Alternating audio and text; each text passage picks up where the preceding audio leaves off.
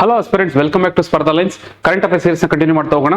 ಇವತ್ತು March 4th, 5th, 6th ಸುದ್ದಿಲಿದ್ದಂತ ಕೆಲವೊಂದು important ಆರ್ಟಿಕಲ್ಗಳನ್ನ ನಾವು ಡಿಸ್ಕಸ್ ಮಾಡ್ತಾ ಹೋಗೋಣ. ಇವತ್ತೇನೆಲ್ಲ ಡಿಸ್ಕಸ್ ಮಾಡ್ತೀವಿ ಅಂತ ನೋಡೋದಾದ್ರೆ, ಮೊದಲನೇದಾಗಿ Lipu lake issue. Lipu lake ಏನಿದೆಯಲ್ಲ, ಸೊ ಇದ್ರ ಮೂಲಕ ಹಾದು ಹೋಗ್ಬೇಕಾಗುತ್ತೆ. ಏನಕ್ಕೆ ಅಂತಂದ್ರೆ, ಮಾನಸ ಸರೋವರ ಯಾತ್ರೆಯನ್ನು ಕಂಡಕ್ಟ್ ಮಾಡ್ತಾರೆ ಯೂಶಲಿ ಇಂಡಿಯಾದಿಂದ. ಸೊ ಅದನ್ನ ರೀಚ್ ಆಗ್ಬೇಕಾದ್ರೆ ಈ ಲಿಪು ಲೇಕ್ ನ ಪಾಸ್ ಮಾಡಿ ಹೋಗ್ಬೇಕಾಗುತ್ತೆ. ಬಟ್ ಏನಂತಂದ್ರೆ, ನೇಪಾಳ ಇದಕ್ಕೆ ಅಬ್ಜೆಕ್ಟ್ ಮಾಡ್ತಾ ಇದೆ. ಸೊ ಏನಕ್ಕೆ ಲಿಪು ಲೇಕ್ ಮತ್ತೆ ಯಾಕೆ ಸುದ್ದಿನಲ್ಲಿದೆ, ಇದನ್ನೆಲ್ಲ ಸ್ವಲ್ಪ ಡೀಟೇಲ್ ಆಗಿ ಡಿಸ್ಕಸ್ ಮಾಡ್ತಾ ಹೋಗೋಣ. ನಂತರ ಬಂದು ಪಂಚಾಯತ್ ಅಡ್ವಾನ್ಸ್ಮೆಂಟ್ ಇಂಡೆಕ್ಸ್ ಅಂತ ಇದನ್ನ ರಿಲೀಸ್ ಮಾಡುವಂತದ್ದು ಮಿನಿಸ್ಟ್ರಿ ಆಫ್ ಪಂಚಾಯತ್ ಅವರು. ಗ್ರಾಮ ಸಭೆಗಳಾಗ್ಬೋದು ಅಥವಾ ಪಂಚಾಯತ್ ರಾಜ್ ಇನ್ಸ್ಟಿಟ್ಯೂಷನ್ಗಳಾಗ್ಬೋದು, ಲೋಕಲ್ ಗವರ್ನೆನ್ಸ್ ಎಷ್ಟು ಎಫಿಷಿಯಂಟ್ ಆಗಿ ಮಾನಿಟರ್ ಮಾಡ್ತಾ ಇದ್ದಾರೆ ಅಥವಾ ಇಂಪ್ಲಿಮೆಂಟೇಷನ್ ತರ್ತಾ ಇದ್ದಾರೆ. ಸೊ ಅದಕ್ಕೆ ಸಂಬಂಧಪಟ್ಟಂತ ರಿಲೀಸ್ ಮಾಡಿರುವಂತಹ ಒಂದು ಇಂಡೆಕ್ಸ್ ಸುಮಾರು 2.5 ಲಕ್ಷ ಗ್ರಾಮ ಪಂಚಾಯತಿಗಳನ್ನ ಆ ಒಂದು ಸರ್ವೆಗೆ ಒಳಪಡಿಸಿ ಇಂಡೆಕ್ಸ್ ರಿಲೀಸ್ ಮಾಡಿರುವಂತದ್ದು. ಸೊ ಇದ್ರ ಬಗ್ಗೆ ಸ್ವಲ್ಪ ಡಿಸ್ಕಸ್ ಮಾಡ್ತಾ ಹೋಗೋಣ. ನಂತರ ಬಂದು ರೂಸೋಮ್ ಅನ್ನುವಂಥದ್ದು ಈ ಒಂದು ಇಂಜಿನಿಯರಿಂಗ್ ಟೆಕ್ನಿಕ್, ಬ್ರಿಡ್ಜ್ ನ ಬಿಲ್ಡ್ ಮಾಡುವಂತ engineering technique, traditional technique. So ಇದನ್ನ ರೆಕಗ್ನೈಸ್ ಮಾಡ್ತಾ ಇದೆ ಯಾವುದು ಯುನೆಸ್ಕೋ. ಏನಕ್ಕೆ ಅಥವಾ ಎಲ್ಲಿ ಮಾಡ್ತಾ ಇರೋಂಥದ್ದು, ಯಾರು ಮಾಡ್ತಾ ಇರೋಂಥದ್ದು, ಇದನ್ನ ನೋಡ್ತಾ ಹೋಗೋಣ. ನಂತರ ಬಂದು ಪಾತ್ ಫೈಂಡರ್ ಅನ್ನುವಂಥದ್ದು ಒಂದು ಸ್ಯಾಟಲೈಟ್. ಸ್ಪೆಷಾಲಿಟಿ ಏನಂತಂದ್ರೆ ಡೇಟಾ ಪ್ರೊಸೆಸಿಂಗ್ ಸ್ಯಾಟಲೈಟ್. ಇದು ಇಂಡಿಯಾದಲ್ಲಿ ಫಾರ್ ದ ಫಸ್ಟ್ ಟೈಮ್ ತರ್ತಾ ಇರೋಂಥದ್ದು. ಸೊ ಇದ್ರ ಕೆಲಸ ಏನು, ಇದನ್ನ ಯಾರು ಲಾಂಚ್ ಮಾಡ್ತಾ ಇರೋಂಥವ್ರು, ಅದು ಉದ್ದೇಶ ಏನು ನೋಡ್ತಾ ಹೋಗೋಣ, ಮತ್ತೆ ಹೇಗೆ ವರ್ಕ್ ಆಗುತ್ತೆ ಅಂತ ನೋಡೋಣ. ನಂತರ ಒಂದು Karnataka gig workers grievance system. ಇಂಡಿಯಾದಲ್ಲಿ for the first time grievance workers ಯಾರಿರ್ತಾರಲ್ಲ, ಗಿಗ್ ವರ್ಕರ್ಸ್ಗಳು, ಪ್ಲಾಟ್ಫಾರ್ಮ್ ಬೇಸ್ಡ್ ಗಿಗ್ ವರ್ಕರ್ಸ್ಗಳು. ಸೊ ಅವರ ಒಂದು ಕುಂದುಕೊರತೆಗಳನ್ನ ನಿವಾರಿಸಬೇಕು ಅಂತ ಹೇಳ್ಬಿಟ್ಟು ಒಂದು ಗ್ರೀವಿಯನ್ಸ್ ರಿಡ್ರೆಸಲ್ ಸಿಸ್ಟಮ್ ತರ್ತಾ ಇದೆ ಕರ್ನಾಟಕ. ಡಿಜಿಟಲ್ ವೇನಲ್ಲಿ ತರ್ತಾರ ಅಂತದ್ದು ಇಂಡಿಯಾದಲ್ಲಿ for the first time. So ಇದನ್ನ ಡಿಸ್ಕಸ್ ಮಾಡ್ತಾ ಹೋಗೋಣ. ನಂತರ ಒಂದು Karnataka CIC chief information commissioner ನ ಅಪಾಯಿಂಟ್ ಮಾಡಿದೆ. ಕರ್ನಾಟಕದಲ್ಲಿ ಕರ್ನಾಟಕ ಇನ್ಫಾರ್ಮೇಶನ್ ಕಮಿಷನ್ ಏನಿದೆ, ಸೊ ಅಲ್ಲಿ ಚೀಫ್ ಇನ್ಫಾರ್ಮೇಶನ್ ಕಮಿಷನರ್, ಸೊ ಮಾಹಿತಿ ಆಯುಕ್ತರನ್ನ ಅಪಾಯಿಂಟ್ ಮಾಡಿರುವಂತದ್ದು. ಸೊ ಹಾಗಾಗಿ ಇದ್ರ ಬಗ್ಗೆ ಸ್ವಲ್ಪ ಡಿಸ್ಕಸ್ ಮಾಡ್ತಾ ಹೋಗೋಣ. ಸೊ ಇದ್ರ ಜೊತೆಗೆ ಒಂದಷ್ಟು MCಗಳನ್ನ ತಗೊಂಡು ನಮ್ಮ ಒಂದು ಸೀರೀಸ್ ನ ಕಂಟಿನ್ಯೂ ಮಾಡ್ತಾ ಹೋಗೋಣ. ಬನ್ನಿ. ಮೊದಲನೇದಾಗಿ ನೋಡೋದಾದ್ರೆ, India rejects Nepal objection to Kailash Mansarovar yatra through Lipu Lekh pass. ಏನಾಗಿದೆ ಅಂತಂದ್ರೆ, ಈ ವರ್ಷನೂ ಕೂಡ ಮಾನಸ ಸರೋವರ ಯಾತ್ರೆನ ಕಂಡಕ್ಟ್ ಮಾಡ್ತಾ ಇದ್ದಾರೆ. ಆ ಒಂದು ಮಾನಸ ಸರೋವರ ಯಾತ್ರೆ ಯಾವ್ದ್ರ ಮೂಲಕ ಆಗುತ್ತೆ ಅಂತಂದ್ರೆ ಲಿಪು ಲೇಕ್ ಪಾಸ್ ಮೂಲಕ ಆಗ್ತಾ ಇದೆ. ಬಟ್ ಅಲ್ಲಿ ಹೋಗೋದನ್ನ ನೇಪಾಳ ಅಬ್ಜೆಕ್ಟ್ ಮಾಡ್ತಾ ಇದೆ. ಏನ್ ಇಶ್ಯೂ ಆಗಿರುವಂತದ್ದು, ಸ್ವಲ್ಪ ದಿನದ ಮುಂಚೆ ಇಂಡಿಯಾ ಹೋಗೋದಾದ್ರೆ ಏನಾಗುತ್ತೆ ಅಂತಂದ್ರೆ, ನಮ್ದು ಆ ಬಾರ್ಡರ್ ಡಿಸ್ಪ್ಯೂಟ್ ನೇಪಾಳ ಮತ್ತೆ ಇಂಡಿಯಾ ಜೊತೆ ಆಗ್ತಾನೆ ಬಂದಿದೆ. ಏನಂತಂದ್ರೆ, ಇದೇ ಲಿಪು ಲೇಕ್ ಪಾಸ್ ಇರುವಂತದ್ದು ಇಲ್ಲಿ ಮಾನಸ ಸರೋವರ ಲೇಕ್ ಇಲ್ಲಿ ಬರುತ್ತೆ. ಇಲ್ಲಿಗೆ ರೀಚ್ ಆಗೋದಕ್ಕೆ ನಾವು ಪ್ಲಾನ್ ಮಾಡಿರುವಂತದ್ದು. ಬಟ್ ಇದನ್ನ ಅಬ್ಜೆಕ್ಟ್ ಮಾಡ್ತಾ ಇದೆ ನೇಪಾಳ. ಯಾಕೆ ಅಂತಂದ್ರೆ, ಅದ್ ಹೇಳ್ತಾ ಇರೋದು ಲಿಪು ಲೇಕ್ ಪಾಸ್ ಏನಿದೆಯಲ್ಲ, so it is part of Nepal, ಅದು ಇಂಟಿಗ್ರಲ್ ಪಾರ್ಟ್ ಆಫ್ ನೇಪಾಳ ಅಂತ ನೇಪಾಳ ಕ್ಲೈಮ್ ಮಾಡ್ಕೋತಾ ಇರೋಂಥದ್ದು. ನಾವೇನ್ ಹೇಳ್ತಾ ಇದೀವಿ, ಇಲ್ಲ ಲಿಪು ಲೇಕ್ ಅನ್ನೋದು ಇಂಡಿಯಾದ ಭಾಗನೇ ಆಗಿದೆ ಅಂತ ಹೇಳ್ಬಿಟ್ಟು. ಯಾಕೆ ಈ ಒಂದು ಕನ್ಫ್ಯೂಷನ್ ಬರ್ತಾ ಇದೆ ಅಂತಂದ್ರೆ, ಏನಾಗಿತ್ತು ಅಂತಂದ್ರೆ 1816 ಅಲ್ಲಿ ಟ್ರೀಟಿ ಆಫ್ ಸಗೋಲಿ ಅಂತ ಒಂದು ಟ್ರೀಟಿ ಆಗುತ್ತೆ. ಈ ಒಂದು ಟ್ರೀಟಿ ಯಾರ್ಯಾರ ನಡುವೆ ಆಗುತ್ತೆ ಅಂತಂದ್ರೆ, ಬ್ರಿಟಿಷ್ ಈಸ್ಟ್ ಇಂಡಿಯಾ ಕಂಪನಿ, ಇಂಡಿಯಾದಲ್ಲಿ ಇದ್ದಂತಹ ಒಂದು ಈಸ್ಟ್ ಇಂಡಿಯಾ ಕಂಪನಿ ಜೊತೆಗೆ ಈಸ್ಟ್ ಇಂಡಿಯಾ ಕಂಪನಿ ಜೊತೆಗೆ ಅಲ್ಲಿದ್ದಂತ ನೇಪಾಳ, ಆ ಪ್ರೆಸೆಂಟ್ ಅಲ್ಲಿ ಇದ್ದಂತಹ ನೇಪಾಳ ಗವರ್ಮೆಂಟ್ ಅಥವಾ ಒಂದು ಏನು ರಾಜಮನೆತನ ಇತ್ತಲ್ಲ, ಸೊ ಅವ್ರ ನಡುವೆ ಆಗಿರುವಂತದ್ದು. ಸೊ ಒಂದು ಯುದ್ಧ ಆಗುತ್ತೆ, ಇಂಡೋ ನೇಪಾಳ ಯುದ್ಧ ಆಗುತ್ತೆ. ಯುದ್ಧ ಆದ್ಮೇಲೆ ಟ್ರೀಟಿ ಆಫ್ ಸಗೋಲಿ ಆಗುತ್ತೆ. ಟ್ರೀಟಿ ಆಫ್ ಸಗೋಲಿನಲ್ಲಿ ಏನ್ ಹೇಳ್ತಾರೆ ಅಂತಂದ್ರೆ, ಕಾಳಿ ರಿವರ್ ಏನಿರುತ್ತಲ್ಲ, ಸೊ ಅದನ್ನ ಬಾರ್ಡರ್ ಮಾಡ್ಕೊಳ್ಳುವಂಥದ್ದು. ಫಾರ್ ಎಕ್ಸಾಂಪಲ್ ನೋಡಿ, ಸೊ ಕಾಳಿ ರಿವರ್ ಏನಿರುತ್ತೋ, ಸೊ ಅದನ್ನ ಬಾರ್ಡರ್ ಮಾಡ್ಕೊಂಡು ಆ ಕಡೆ ಪೂರ್ತಿ ಇಂಡಿಯಾ ಇರುತ್ತೆ. ಅಂದ್ರೆ ಕಂಪ್ಲೀಟ್ ಈಸ್ಟರ್ನ್ ಪಾರ್ಟ್ ಏನಿದೆ, ಸೊ ಇದು ಪೂರ್ತಿ ಇಂಡಿಯಾದ ಭಾಗ ಆಗುತ್ತೆ. ವೆಸ್ಟರ್ನ್ ಪಾರ್ಟ್ ಏನ್ ಬರುತ್ತಲ್ಲ, ಅದು ನೇಪಾಳ ಭಾಗ ಆಗುತ್ತೆ ಅಂತೇಳಿ ಡಿವೈಡ್ ಮಾಡ್ಕೊಂಡಿರ್ತಾರೆ. ಬಟ್ ಇಶ್ಯೂ ಏನಾಗ್ತದೆ ಅಂತಂದ್ರೆ, ಒಂದು ನದಿಗೆ ಸಾಕಷ್ಟು ಸ್ಟ್ರೀಮ್ಸ್ಗಳು ಬರುತ್ತೆ, ಸಾಕಷ್ಟು ಉಪನದಿಗಳು ಬರ್ತಾ ಇರುತ್ತೆ. ಸೊ ಯಾವುದು ಆಕ್ಚುಲ್ ಆರಿಜಿನ್ ಗೊತ್ತಾಗೋದೇ ಇಲ್ಲ. ಸೊ ಈಗ ಇಶ್ಯೂ ಆಗ್ತಿರೋದು ಏನಂತಂದ್ರೆ, ಈ ಒಂದು ನೇಪಾಳ ಏನ್ ಹೇಳ್ತಾ ಇದೆ ಅಂತಂದ್ರೆ, ಈ ಲಿಂಪಿಯ ದೂರ ಇದೆಯಲ್ಲ, ಲಿಂಪಿಯ ದೂರನೇ ಫಸ್ಟ್ ಸ್ಟ್ರೀಮು ಈ ಕಾಳಿ ನದಿಯ ಕಾಳಿ ರಿವರ್ ಏನಿದೆ, ಕಾಳಿ ರಿವರ್ನ ಫಸ್ಟ್ ಸ್ಟ್ರೀಮ್ ಬಂದು ಲಿಂಪಿಯ ದೂರನೇ. ಸೊ ಹಾಗಾಗಿ ಲಿಂಪಿಯ ದೂರ, ಕಾಲಪಾನಿ ಮತ್ತೆ ಲಿಪು ಲೇಕ್ ಇದಿಷ್ಟು ಕೂಡ ನೇಪಾಳ ಬಾರ್ಡರ್ ಆಗುತ್ತೆ. ನೋಡಿ, ನೇಪಾಳ ಇಲ್ಲಿರುವಂತದ್ದು, ನೇಪಾಳ ಇದು ಪೂರ್ತಿ ಕ್ಲೈಮ್ ಮಾಡ್ಕೋತಾ ಇದೆ. ಬಟ್ ಇಂಡಿಯಾದ ಏನಂತಂದ್ರೆ, ಇಂಡಿಯಾ ಹೇಳ್ತಾ ಇರೋಂಥದ್ದು, ಈಗೇನು ನೀವು ಕಾಳಿ ರಿವರ್ ಬಗ್ಗೆ ಹೇಳ್ತಾ ಇದ್ದೀರಾ ಅಥವಾ ಒಂದು ಅಗ್ರಿಮೆಂಟ್ ಆಗಿರುವಂತದ್ದು, ಆ ಕಾಳಿ ರಿವರ್ದು ಸ್ಟ್ರೀಮ್ ಆಕ್ಚುಲಿ ಹುಟ್ಟುವಂಥದ್ದು ಈ ಕಾಲಪಾನಿ ಅನ್ನೋ ಜಾಗದಲ್ಲಿ. ಸೊ ಹಾಗಾಗಿ ನಿಮ್ದೇನಿದೆ ಬಾರ್ಡರ್ ಇಷ್ಟು ಮಾತ್ರ ಅಂತ ಹೇಳ್ತಾ ಇರೋಂಥದ್ದು. ಹಾಗಾಗಿ ಇವ್ರು ಏನ್ ಹೇಳ್ತಾ ಇರೋದು ಅಂತಂದ್ರೆ, ಈ ಕಾಲಪಾನಿ ಮೇಲ್ಗಡೆ ಇರುವಂತ ಕಾಲಪಾನಿ ಜಾಗ, ಲಿಪು ಲೇಕ್ ಪಾಸ್ ಮತ್ತೆ ಲಿಂಪಿಯ ದೂರ ಪೂರ್ತಿ ಕೂಡ ಇಂಡಿಯಾಗೆ ಸೇರ್ಬೇಕು ಅಂತ ಇಂಡಿಯಾ ಕ್ಲೈಮ್ ಇರುವಂತದ್ದು. ಸೊ ಈ ರೀತಿಯಲ್ಲೇ ಒಂದು ಕಾನ್ಫ್ಲಿಕ್ಟ್ ನಡೀತಾ ಇರುತ್ತೆ. ಈ ನಡುವೆ ಏನ್ ಮಾಡುತ್ತೆ ಅಂತಂದ್ರೆ, 2020 ನೇಪಾಳ ಒಂದು ಪೊಲಿಟಿಕಲ್ ಮ್ಯಾಪ್ ನ ರಿಲೀಸ್ ಮಾಡ್ಬಿಟ್ಟು, ಅದರ ಒಂದು ಮ್ಯಾಪ್ ಅಲ್ಲಿ ಕಂಪ್ಲೀಟ್ ಈ ಉತ್ತರಾಖಂಡದ ಕೆಲವೊಂದು ಭಾಗ, ಲಿಂಪಿಯ ದೂರ, ಲಿಪು ಲೇಕ್ ಪಾಸ್ ಮತ್ತೆ ಕಾಲಿಪಾನಿ, ಸೊ ಇದಿಷ್ಟು ಏನ್ ಮಾಡುತ್ತೆ ಅಂತಂದ್ರೆ ನೇಪಾಳನ ಭಾಗ ಅಂತ ಹೇಳಿ ರಿಲೀಸ್ ಮಾಡ್ಬಿಡುತ್ತೆ. ಸೊ ಹಾಗಾಗಿ ಒಂದ್ ರೀತಿಯಲ್ಲಿ ಇದು ಇಂಡಿಯಾದ ಸೋವರ್ನಿಟಿನೂ ಹರ್ಟ್ ಮಾಡಿದಾಗ ಆಗ್ತದೆ. ಈ ಒಂದು ಬಾರ್ಡರ್ ಕಾನ್ಫ್ಲಿಕ್ಟ್ ಆಗ್ತಿರ್ಬೇಕಾದ್ರೇನೆ ಈಗ ನಮ್ಮ ಮಾನಸ ಸರೋವರ ರೀಚ್ ಆಗೋದಕ್ಕೆ ಲಿಪು ಲೇಕ್ ಮೂಲಕ ಹೋಗೋ ಹಾಗಿಲ್ಲ, ಇದು ನೇಪಾಳಕ್ಕೆ ಸೇರಿದ್ದು ಅಂತೇಳಿ ನೇಪಾಳ ಮತ್ತೆ ಸ್ವಲ್ಪ ಕಾಂಟ್ರವರ್ಸಿ ಮಾಡ್ತಾ ಇರೋಂಥದ್ದು. ಅದರಿಂದ ಇದು ಇದರ ಒಂದು ಹಿಸ್ಟ್ರಿ ತಿಳ್ಕೊಂಡಿಲ್ಲ ಅಂತಂದ್ರು ಸ್ವಲ್ಪ ಟ್ರೀಟಿ ಆಫ್ ಸಗೋಲಿ ಯಾವ್ದ್ರ ನಡುವೆ ಆಗಿದ್ದಂಥದ್ದು ಕಾಳಿ ರಿವರ್ ಬಾರ್ಡರ್ ಆಗುವಂತ ರಿವರ್ ಆಗ್ಬೋದು ಮತ್ತೆ ಪ್ಲೇಸಸ್ಗಳು. ಈ ಪ್ಲೇಸಸ್ಗಳು ಎಲ್ಲಿ ಬರ್ತವೆ ಅಂತ ನೆನ್ಪಿಟ್ಕೋಬೇಕಾಗುತ್ತೆ. ಎಸ್ಪೆಷಲಿ ಲಿಪು ಲೇಕ್ ಪಾಸ್ ಯಾಕೆ ಇದು ಎಷ್ಟು ಸ್ಟ್ರಾಟಜಿಕಲ್ ಇಂಪಾರ್ಟೆಂಟ್ ಆಗುತ್ತೆ ಅಂದ್ರೆ, ಇಲ್ಲಿ ನೋಡ್ಬೋದಾಗಿರುತ್ತೆ ಒಂದ್ ಕಡೆ ಇಂಡಿಯಾ, ಇನ್ನೊಂದ್ ಕಡೆ ನೇಪಾಳ, ಮತ್ತೆ ಇನ್ನೊಂದ್ ಕಡೆ ಚೈನಾ. ಈ ಒಂದು ಟ್ರೈ ಜಂಕ್ಷನ್ ಅಲ್ಲಿ ಲೊಕೇಟ್ ಆಗಿರುವಂತ Lipu Lekh pass very very important ಆಗುತ್ತೆ ಎಕ್ಸಾಮ್ ದೃಷ್ಟಿಯಿಂದ, ನೋಟ್ ಮಾಡ್ಕೊಳ್ಳಿ. ಸೊ ಇದ್ರ ಮೇಲೆ ಪ್ರಶ್ನೆ ಯಾವ ರೀತಿ ಬರ್ಬೋದು? ಲಿಪು ಲೇಕ್ ವಿವಾದಕ್ಕೆ ಸಂಬಂಧಿಸಿದ ಕೆಳಗಿನ ಹೇಳಿಕೆಗಳನ್ನು ಗಮನಿಸಿ. ಲಿಪು ಲೇಕ್ ಪಾಸ್ ಭಾರತ, ಭೂತಾನ್ ಮತ್ತು ಚೈನಾ ದೇಶಗಳ ತ್ರಿಕೋನ ಸಂವಾದ ಟ್ರೈ ಜಂಕ್ಷನ್ ಅಲ್ಲಿ ಇದೆ ಅಂತ ಹೇಳ್ತಾರೆ. ಕರೆಕ್ಟ್. ಈ ವಿವಾದವು ಸುಗೌಲಿ ಒಪ್ಪಂದದಡಿ ಕಾಳಿ ನದಿಯ ವಿಭಿನ್ನ ವ್ಯಾಖ್ಯಾನಗಳಿಂದ ಉಂಟಾಗಿದೆ. ಹೌದು, ಆ ಒಂದು ಇಂಟರ್ಪ್ರಿಟೇಷನ್ ಕರೆಕ್ಟ್ ಆಗಿ ಆಗ್ತಾ ಇಲ್ಲ. ಆಕ್ಚುಲಿ ಕಾಳಿ ನದಿಯ ಎಲ್ಲಿ ಒಂದು ಆರಿಜಿನ್ ಇದೆ, ಯಾವ ಸ್ಟ್ರೀಮ್ ಕನ್ಸಿಡರ್ ಮಾಡುವಂಥದ್ದು, ಸೊ ಹಾಗಾಗಿ ಅದೊಂದು ಕನ್ಫ್ಯೂಷನ್ ಕ್ರಿಯೇಟ್ ಆಗಿರುವಂಥದ್ದು. ಇದು ಕರೆಕ್ಟ್ ಆಗಿದೆ. ಇಲ್ಲಿ ಇನ್ಕರೆಕ್ಟ್ ಕೇಳಿರೋದು, ತಪ್ಪಾದ ಆಯ್ಕೆ ಯಾವುದು ಅಂತ ಕೇಳಿದರೆ ಎರಡು ಸರಿಯಾಗಿರೋದ್ರಿಂದ ಯಾವುದೂ ಅಲ್ಲ, ಬೇಕಂದ್ರೆ ಎರಡು ಸ್ಟೇಟ್ಮೆಂಟ್ಗಳು ಸರಿಯಾಗಿದೆ.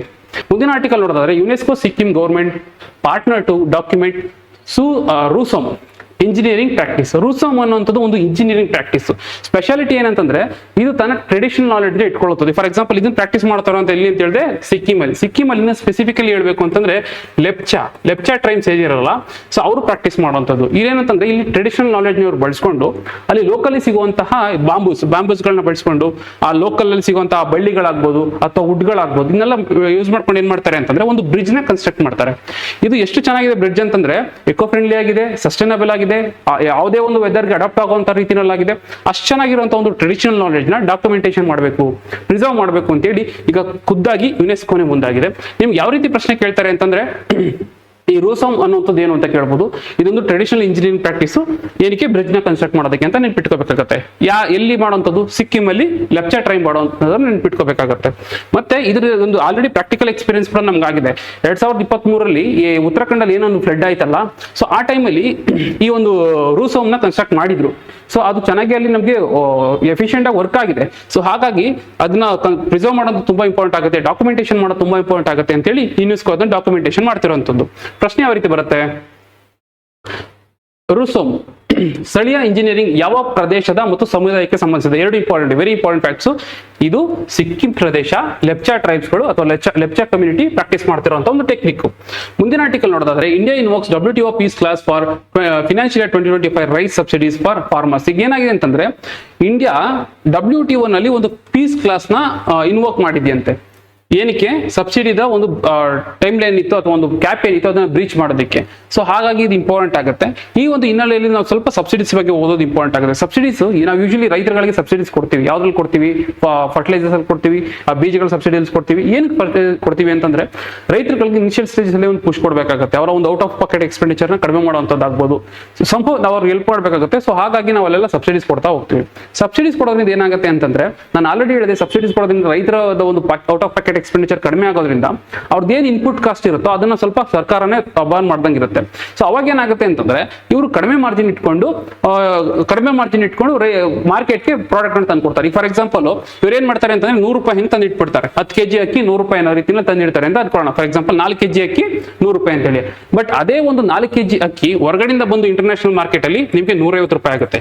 ಯಾಕೆ ಇಷ್ಟು ಕಡಿಮೆ ಆಯ್ತು ಅಂತಂದ್ರೆ, ಇಲ್ಲಿ ಇರುವಂತ 50 ರೂಪಾಯಿ ಸಬ್ಸಿಡಿ ಮೂಲಕ ನಾವೇ ಕೊಟ್ಬಿಟ್ಟಿದೀವಿ. ಬಟ್ ಬೇರೆ ಕಡೆ ಆ ಸಬ್ಸಿಡಿ ಮೂಲಕ ಅವ್ರು ಕೊಟ್ಟಿರೋದಿಲ್ಲ. ಸೊ ಹಾಗಾಗಿ ಇದು 150 ರೂಪಾಯಿ ಆಗುತ್ತೆ. ಈ ರೀತಿ ಏನಾಗುತ್ತೆ ಅಂತಂದ್ರೆ, ಇಂಟರ್ನ್ಯಾಷನಲ್ ಮಾರ್ಕೆಟ್ ಅಲ್ಲಿ ಇಲ್ಲಿ ಒಂದು ಅಬ್ಸರ್ವ್ ಮಾಡಬಹುದು, ಒಂದು ಅಕ್ಕಿ ನಿಮ್ಗೆ 100 ರೂಪಾಯಿ ಸಿಗ್ತಾ ಇದೆ, ಅದೇ ಅಕ್ಕಿ ನಿಮ್ಗೆ 150 ರೂಪಾಯಿಗೂ ಇದೆ. ಬಟ್ ಅವಾಗ ಏನಾಗುತ್ತೆ, ಇಂಟರ್ನ್ಯಾಷನಲ್ ಮಾರ್ಕೆಟ್ ಅಲ್ಲಿ ನಮ್ದು ಚೆನ್ನಾಗಿ ಸೇಲ್ ಆಗುತ್ತೆ. ಆ ಒಂದು ಕಾಂಪಿಟೇಟಿವ್ನೆಸ್ ನ ಎನ್ಶೋರ್ ಮಾಡ್ದಂಗ ಆಗ್ತಾ ಇಲ್ಲ. ಸೊ ಹಾಗಾಗಿ ಇಂಟರ್ನ್ಯಾಷನಲ್ ಮಾರ್ಕೆಟ್ ಅಲ್ಲಿ ಇದು ಡಿಸ್ಟಾರ್ಟ್ ಮಾಡುತ್ತೆ ಸಬ್ಸಿಡಿ ಕೊಡುವಂತದ್ದು ಅಂತೇಳಿ, ಸಬ್ಸಿಡಿನ ಕೊಡಬಾರ್ದು ಅಂತೇಳಿ ಅಪೋಸ್ ಮಾಡ್ತಾರೆ. ಮುಖ್ಯವಾಗಿ ಯಾರು ಮಾಡುವಂತದ್ದು? ಡೆವಲಪ್ಡ್ ಕಂಟ್ರೀಸ್ಗಳು. ಅವರು ಸಬ್ಸಿಡಿ ಕೊಡಲ್ಲ, ಅವ್ರು ಅಪೋಸ್ ಮಾಡ್ತಾ ಹೋಗ್ತಾರೆ. But at the same time developing countries ಅಂತ ಅಂದ್ಮೇಲೆ ನಾವು ರೈತರುಗಳನ್ನ ವೆಲ್ಫೇರ್ ನೋಡ್ಬೇಕಾಗುತ್ತೆ, ಸಬ್ಸಿಡಿ ಕೊಡಬೇಕಾಗುತ್ತೆ.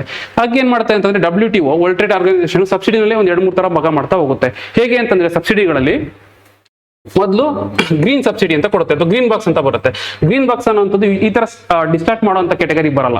ಸೊ ಆ ತರದ್ ನೀವು ಇಷ್ಟಾದ್ರೂ ಕೊಟ್ಕೊಳ್ಳಿ ಅಂತ ಮಾಡುತ್ತೆ. ನೆಕ್ಸ್ಟ್ ಬಂದು ಬ್ಲೂ ಸಬ್ಸಿಡಿ ಅಂತ ಬರುತ್ತೆ, ಅಥವಾ ಬ್ಲೂ ಬಾಕ್ಸ್ ಅಂತ ಬರುತ್ತೆ. ಈ ಬ್ಲೂ ಬಾಕ್ಸ್ ಅಲ್ಲಿ ಸಬ್ಸಿಡಿ ಕೊಡುವಂಥದ್ದು ಪ್ರೊಡಕ್ಷನ್ ಅಂತಲ್ಲ, ಪ್ರೊಡಕ್ಷನ್ ಮಾಡದೇ ಇರಲಿ ಅಂತ ಕೊಡುವಂಥದ್ದು ಬ್ಲೂ ಬಾಕ್ಸ್ ಅಲ್ಲಿ. ಸೊ ಅದು ಏನು ಇಶ್ಯೂ ಇಲ್ಲ, ಅದು ಓಕೆ. ಇನ್ನೊಂದು ಬರುತ್ತೆ ಆಂಬರ್ ಬಾಕ್ಸ್ ಅಂತ. ಆಂಬರ್ ಬಾಕ್ಸ್ ಅಥವಾ ಆಂಬರ್ ಸಬ್ಸಿಡಿ ಅಂತ ಕರಿತೀವಿ. ಸೊ ಇದೇನಾಗುತ್ತೆ ಅಂತಂದ್ರೆ ಯೂಶಲಿ ಇಂಟರ್ನ್ಯಾಷನಲ್ ಮಾರ್ಕೆಟ್ ಅಲ್ಲಿ ಇದೇ ರೀತಿ ಡಿಸ್ಟಾರ್ಟ್ ಮಾಡ್ತಾ ಇರುತ್ತೆ. ಸೊ ಹಾಗಾಗಿ ಇದನ್ನ ತಪ್ಪಿಸ್ಬೇಕು, ಇದು ಡಿಸ್ಟಾರ್ಟ್ ಆಗುವಂತದ್ದನ್ನ ತಪ್ಪಿಸ್ಬೇಕು ಅಂತ ಹೇಳಿ ಇದರಲ್ಲಿ ಯಾವುದೇ ರೀತಿನ ಅಲೋ ಮಾಡಲ್ಲ. ಅಟ್ ದ ಸೇಮ್ ಟೈಮ್ ನಾವೇನ್ ಮಾಡ್ತೀವಿ ಅಂತಂದ್ರೆ ಡೆವಲಪಿಂಗ್ ಕಂಟ್ರೀಸ್ ಅದನ್ನ ಅಪೋಸ್ ಮಾಡ್ತೀವಿ, ನಮಗೆ ಇನ್ನು ಸ್ವಲ್ಪ ಇಂಜಸ್ಟಿಸ್ ಆಗುತ್ತೆ, ನಾವು ಇನ್ನ ಡೆವಲಪಿಂಗ್ ಸ್ಟೇಜ್ ಅಲ್ಲಿ ಇದೀವಿ ಅಂತ. ಸೊ ಅದಕ್ಕೆ WTO ಏನ್ ಮಾಡುತ್ತೆ ಅಂತಂದ್ರೆ ನೀವು ಬೇಕಿದ್ರೆ ಆಂಬರ್ ಬಾಕ್ಸ್ ಅಲ್ಲಿ ಒಂದು 10% ಅಷ್ಟು ಸಬ್ಸಿಡಿನ ಕೊಡಬಹುದು ಅಂತ ಅಲೋ ಮಾಡುತ್ತೆ. ಎಷ್ಟು? 10% ಅಷ್ಟು ಸಬ್ಸಿಡಿನ ನೀವು ಬೇಕಾದ್ರೆ ನಿಮ್ಮ ರೈತರುಗಳಿಗೆ ಕೊಡಬಹುದು ಅಂತ ಅಲೋ ಮಾಡುತ್ತೆ. ಸೊ ಇದಕ್ಕಿಟ್ಟಿರೋ ಹೆಸರು ಬಂದು ಡಿ ಮಿನಿಮಸ್, ನೆನ್ಪಿಟ್ಕೋಬೇಕು, ಡಿ ಮಿನಿಮಸ್ ಅಂತ ಕರೀತಾರೆ. 10% ಅಷ್ಟೇ ಅಲೋ ಮಾಡುವಂಥದ್ದು. ಇದನ್ನ ನಾವು ಯೂಸ್ ಮಾಡ್ಕೊಂಡು ನಾವು 10% ಅಷ್ಟು ಅಂಡರ್ ಆಂಬರ್ ಬಾಕ್ಸ್ ರೈತರುಗಳಿಗೆ ಸಬ್ಸಿಡಿ ಕೊಡ್ಬೋದಾಗಿರುತ್ತೆ. ಬಟ್ ಈ ಸಲ ಏನಾಗಿದೆ ಅಂತಂದ್ರೆ ವಿ ಆರ್ ಎಕ್ಸೈಡಿಂಗ್ ದ 10%. ಆ 10% ಸೀಲಿಂಗ್ ಕೂಡ ನಾವು ಎಕ್ಸೀಡ್ ಮಾಡಿದೀವಿ. ಸೊ ಯಾಕೆ ಅಂತಂದ್ರೆ ನಮ್ದು ಆಲ್ಮೋಸ್ಟ್ ಎಷ್ಟು 11 ಪಾಯಿಂಟ್ ಸಮಥಿಂಗ್ ಏನೋ ಹೊರಟೋಗಿದೆ. ಬಟ್ ಯಾಕೆ ಅಂತಂದ್ರೆ ಇವರು ಏನ್ ಕ್ಯಾಲ್ಕುಲೇಟ್ ಮಾಡ್ತಿದಾರಲ್ಲ ಆಂಬರ್ ಬಾಕ್ಸ್ಗೆ 10% ಸಬ್ಸಿಡಿ ಅಂತ, ಆವಾಗ ಅವ್ರು ತಗೋತಿರುವಂತ ಪ್ರೈಸ್ ವ್ಯಾಲ್ಯೂಸ್ ಬಂದು 90s 80s ಪ್ರೈಸ್ ಗಳನ್ನ ತಗೊಂಡು ಕ್ಯಾಲ್ಕುಲೇಟ್ ಮಾಡ್ತಾ ಇದ್ದಾರೆ. ಬಟ್ ಇವಾಗ ಪ್ರೈಸ್ ಎಲ್ಲ ವೇರಿಯೇಷನ್ ಆಗ್ತಾ ಇದೆ. ಸೊ ಹಾಗಾಗಿ 10% ಒಂದು ಬ್ರೀಚ್ ಆಗುವಂಥದ್ದು ವೆರಿ ಕಾಮನ್ ಆಗಿದೆ. ಸೊ ಅದಕ್ಕೆ ನಾವೇನ್ ಮಾಡ್ತಾ ಇದೀವಿ ಅಂತಂದ್ರೆ ಈ ಒಂದು ಪೀಸ್ ಕ್ಲಾಸ್ ಯೂಸ್ ಮಾಡ್ಕೋತಾ ಇದೀವಿ. ನೀವು ಪೀಸ್ ಕ್ಲಾಸ್ ಅಂತಂದ್ರೆ ಒಂದು ಕಾರಣಗಳನ್ನ ಕೊಟ್ಬಿಟ್ಟು ನಾವು ಯಾವಾಗ ಒಂದು 10% ಕ್ಯಾಪ್ ನ ಬ್ರೀಚ್ ಮಾಡ್ತೀವಲ್ಲ, ಸೊ ಅಥವಾ ಅದನ್ನು ಕ್ರಾಸ್ ಮಾಡಿದಾಗ ಈ ರೀತಿ ಪೀಸ್ ಕ್ಲಾಸ್ಗಳನ್ನ ಇನ್ವಾಕ್ ಮಾಡ್ಕೊಳ್ಳುವಂಥದ್ದು. ಏನಾದರೂ ಡಿಸಾಸ್ಟರ್ ಆಯ್ತು, ಏನೋ ಬೇರೆ ಕಂಡೀಷನ್ ಇತ್ತು, ಅಥವಾ ಲಾಸ್ ಆಗೋಯ್ತು, ಎಕನಾಮಿಕ್ ಕ್ರಾಶ್ ಆಯ್ತು, ಈ ತರದೆಲ್ಲ ಕಾರಣಗಳು ಕೊಟ್ಬಿಟ್ಟು ನಾವು ಪೀಸ್ ಕ್ಲಾಸ್ ಯೂಸ್ ಮಾಡ್ಕೋತಾ ಇದೀವಿ. ಸೊ ಈ ಸಲ ನಾವು ಕೊಡ್ತಿರೋ ಇದು 7ನೇ ಟೈಮ್ ನಾವು ಈ ತರ ಬ್ರೀಚ್ ಮಾಡ್ತಾ ಇರೋಂಥದ್ದು. ಈ ಸಲ ನಾವು ಹೇಳ್ತಿರೋ ಅಂತಂದ್ರೆ ನೀವು ಔಟ್ಡೇಟೆಡ್ ವ್ಯಾಲ್ಯೂ ಇಟ್ಕೊಂಡು ನೀವು ಕ್ಯಾಲ್ಕುಲೇಟ್ ಮಾಡಿದ್ದೀರಾ. ಸೊ ಹಾಗಾಗಿ ಯೂಶಲಿ ಅದು ಕ್ರಾಸ್ ಆದೇ ಆಗುತ್ತೆ ಅಂತ ಹೇಳ್ತಿರುವಂತದ್ದು. ಸೊ ಇಷ್ಟು ಫ್ಯಾಕ್ಟ್ಸ್ ಇಂಪಾರ್ಟೆಂಟ್ ಆಗುತ್ತೆ. ಎಸ್ಪೆಷಲಿ WTO ಅಂಡರ್ ಅಲ್ಲಿ ಬರುವಂತಹ ಬಾಕ್ಸ್ಗಳು, ಸಬ್ಸಿಡಿ ಬಾಕ್ಸ್ಗಳು ಇಂಪಾರ್ಟೆಂಟ್ ಆಗುತ್ತೆ, ನೆನ್ಪಿಟ್ಕೊಳ್ಳಿ. ಸೊ ಪ್ರಶ್ನೆ ಯಾವ ರೀತಿ ಬರ್ಬೋದು? ವಿಶ್ವ ವ್ಯಾಪಾರ ಸಂಸ್ಥೆಯ WTO ನಿಯಮಗಳ ಪ್ರಕಾರ ಅಭಿವೃದ್ಧಿಶೀಲ ರಾಷ್ಟ್ರಗಳಲ್ಲಿ, ಅಂದ್ರೆ ಅಭಿವೃದ್ಧಿ ಹೊಂದುತ್ತಿರುವಂತಹ ರಾಷ್ಟ್ರಗಳಲ್ಲಿ ಕೃಷಿ ಸಬ್ಸಿಡಿಗೆ ಇರುವ ಡಿ ಮಿನಿಮಸ್ ಮಿತಿ ಎಷ್ಟು? Simple question. ಡಿ ಮಿನಿಮಸ್ ಎಷ್ಟು ಅಂತ ಕೇಳಿದ್ರೆ 10% ಅಷ್ಟೇ ನಾವು ಒಂದು ಆಂಬರ್ ಬಾಕ್ಸ್ ಅಂಡರ್ ಅಲ್ಲಿ ಸಬ್ಸಿಡಿ ಕೊಡಬಹುದಾಗಿರುತ್ತೆ, ನೆನ್ಪಿಟ್ಕೊಳ್ಳಿ. ಮುಂದಿನ ಆರ್ಟಿಕಲ್ ನೋಡೋದಾದ್ರೆ Pixxel to launch India's first orbital data centre satellite this year. Pixxel ಏನ್ ಮಾಡಿದೆ ಅಂತಂದ್ರೆ ಇಂಡಿಯಾದಲ್ಲಿ for the first time usually ನಾವ್ ಏನ್ ಮಾಡ್ತೀವಿ ಅಂತಂದ್ರೆ ಯಾವ್ದಾದ್ರು ಒಂದು ಸ್ಯಾಟಲೈಟ್ ನ ಲಾಂಚ್ ಮಾಡ್ತೀವಿ ಅಂತಂದಾಗ ಅಲ್ಲಿರುವಂತ ಇಮೇಜ್, ಫಾರ್ ಎಕ್ಸಾಂಪಲ್ ಇಲ್ಲೇ ನೋಡಬಹುದಾಗಿರುತ್ತೆ, ಅರ್ತ್ ಅಲ್ಲಿರುವಂತಹ ಒಂದು ಇಮೇಜ್ ಗಳನ್ನ, ರಾ ಇಮೇಜ್ ಗಳನ್ನ ಕ್ಯಾಪ್ಚರ್ ಮಾಡುತ್ತೆ. ಕ್ಯಾಪ್ಚರ್ ಮಾಡಿದ್ಮೇಲೆ ಇದೇನ್ ಮಾಡುತ್ತೆ ಅಂದ್ರೆ ನೆಕ್ಸ್ಟ್ ಗ್ರೌಂಡ್ ಸ್ಟೇಷನ್ಗೆ ಕಳಿಸುತ್ತೆ. ಗ್ರೌಂಡ್ ಸ್ಟೇಷನ್ ಅಲ್ಲಿ ಕಳಿಸಿದ್ಮೇಲೆ ಅಲ್ಲಿ ನಾವು ಏನ್ ಮಾಡ್ತೀವಿ ಅಂತಂದ್ರೆ ಒಂದಷ್ಟು ಡೇಟಾಗಳನ್ನ ಪ್ರೊಸೆಸ್ ಮಾಡ್ತೀವಿ, ಸ್ಟೋರ್ ಮಾಡ್ಕೋತೀವಿ. ಅದ್ರ ತಕ್ಕನಾಗಿ ಏನಾದ್ರು ಇನ್ನೊಂದ್ ಸ್ವಲ್ಪ ಇದು ಕಾರ್ಯಾಚರಣೆ ಮಾಡಬೇಕು ಅಂತಂದಾಗ ಅದಕ್ಕೆ ಮತ್ತೆ ಇನ್ನೊಂದೇನು ಇನ್ಫಾರ್ಮೇಶನ್ ಕಳಿಸ್ತೀವಿ. ಸೊ ಇದ್ರಲ್ಲಿ ಏನಾಗ್ತಾ ಇದೆ ಅಂತಂದ್ರೆ ಒಂದು ಡಿಲೇ ಆಗ್ತಾ ಇದೆ, ಆ band width unnecessary band width ನ ಆಕ್ಯುಪೈ ಮಾಡ್ಕೋತಾ ಇದೀವಿ, ಲೇಟೆನ್ಸಿ ಆಗ್ತಾ ಇದೆ. ಸೊ ಹಾಗಾಗಿ ಇದ್ರ ಬದಲು ಏನ್ ಮಾಡಬಹುದು, ಇಲ್ಲೇ ಏನಾದ್ರು ಡೇಟಾ ಪ್ರೊಸೆಸಿಂಗ್ ಮಾಡಕ್ ಶುರು ಮಾಡಿದ್ರೆ, ಸೊ ಆ ರೀತಿ ಯೋಚನೆಯಲ್ಲಿ ಏನ್ ಮಾಡಿದೆ ಅಂತಂದ್ರೆ ಪಿಕ್ಸೆಲ್ ಸಂಸ್ಥೆ ಫಾರ್ ದ ಫಸ್ಟ್ ಟೈಮ್ ಇಂಡಿಯಾದಲ್ಲಿ ಆರ್ಬಿಟಲ್ಲೇ ಇರಬೇಕಾದ್ರೇನೆ, ಸ್ಯಾಟಲೈಟ್ ಆರ್ಬಿಟಲ್ಲೇ ಇರಬೇಕಾದ್ರೇನೆ ಡೇಟಾ ಆಪರೇಟ್ ಅಥವಾ ಡೇಟಾ ಪ್ರೊಸೆಸಿಂಗ್ ಮಾಡೋದಕ್ಕೆ ಆಗುವಂತಹ ಒಂದು ಸ್ಯಾಟಲೈಟ್ ನ ಲಾಂಚ್ ಮಾಡ್ತಾ ಇದೆ. ಯಾವ ರೀತಿ ಪ್ರೊಸೆಸ್ ಮಾಡುತ್ತೆ? ಈ ಒಂದು ಡೇಟಾನ ಸ್ಯಾಟಲೈಟ್ ಆರ್ಬಿಟಲ್ ಇದ್ದಾಗೆ ಪ್ರೊಸೆಸ್ ಮಾಡೋದಕ್ಕೆ ಇದಕ್ಕೆ AI ಸಪೋರ್ಟ್ ನ ಕೊಡ್ತಾ ಇದ್ದಾರೆ. ಈ AI ಬ್ಯಾಕಪ್ ಅನ್ನ ಕೊಡ್ತಿರುವಂತದ್ದು ಬೆಂಗಳೂರಲ್ಲಿ ಇರುವಂತಹ ಒಂದು ಸಂಸ್ಥೆ ಸರ್ವಮ್ ಅನ್ನುವಂಥದ್ದು. ಅರ್ಥ ಆಯ್ತು ಅನ್ಕೊಂತೀನಿ. ಸ್ಯಾಟಲೈಟ್ಗಳು ತನ್ನ ಆರ್ಬಿಟಲ್ ಕೆಲಸ ಮಾಡಬೇಕಾದ್ರೇನೆ ಇಮಿಡಿಯೇಟ್ ಆಗಿ ಅಲ್ಲೇ ಡೇಟಾನ ಪ್ರೊಸೆಸ್ ಮಾಡುವಂಥದ್ದು, ಅಕಾರ್ಡಿಂಗ್ ಟು ಏನೇನು ಬೇಕೋ ಆ ರೀತಿನಲ್ಲೇ ಅದಕ್ಕೆ ಕಂಟಿನ್ಯೂ ಮಾಡ್ತಾ ಹೋಗುವಂಥದ್ದು. ಸೊ ಈ ರೀತಿ ಮಾಡುವಂಥದ್ದು ಡೇಟಾ ಪ್ರೊಸೆಸಿಂಗ್ ಅಂತದ್ದು ಗ್ರೌಂಡ್ ಸ್ಟೇಷನ್ ಬರೋ ಅವಶ್ಯಕತೆ ಇಲ್ಲ, ಕಳಿಸೋದು ಅಥವಾ ತಗೊಳ್ಳುವಂಥದ್ದು ಅವಶ್ಯಕತೆ ಇರಲ್ಲ. ಸೊ ಅಲ್ಲೇ ಆಗ್ತಾ ಇರುತ್ತೆ. ಮತ್ತೆ ಇನ್ನೊಂದು ಇಲ್ಲಿ ತಿಳ್ಕೊಬೇಕಾರೋ ಫ್ಯಾಕ್ಷನ್ ಅಂತಂದ್ರೆ ಈ ವರ್ಕ್ ಆಗ್ತಾ ಇದೆಯಲ್ಲ, ಇದು ಪಿಕ್ಸೆಲ್ ಲಾಂಚ್ ಮಾಡುವಂತ ಒಂದು ಸ್ಯಾಟಲೈಟ್, ಅದು ತನ್ನ ಎನರ್ಜಿ ಬೇಕಲ್ವ ಡೇಟಾ ಪ್ರೊಸೆಸಿಂಗ್ಗೆ. ಸೊ ಆ ಎನರ್ಜಿಗೆ ಏನ್ ಮಾಡುತ್ತೆ ಅಂತಂದ್ರೆ ಈ ಸೋಲಾರ್ ಪ್ಯಾನೆಲ್ಗಳ ಮೇಲೆ ಡಿಪೆಂಡ್ ಆಗಿರುತ್ತೆ. ಅಂದ್ರೆ ಸೋಲಾರ್ ಎನರ್ಜಿನ ಯೂಸ್ ಮಾಡ್ಕೊಂಡು ತನ್ನ ಡೇಟಾ ಪ್ರೊಸೆಸಿಂಗ್ ಏನ್ ನೀಡ್ ಇರುತ್ತೆ ಎನರ್ಜಿನ ಅದನ್ನ ಅಲ್ಲೇ ಕನ್ಸ್ಯೂಮ್ ಮಾಡ್ಕೊಳ್ತಾ ಇರುತ್ತೆ, ನೆನ್ಪಿಟ್ಕೋಬೇಕು.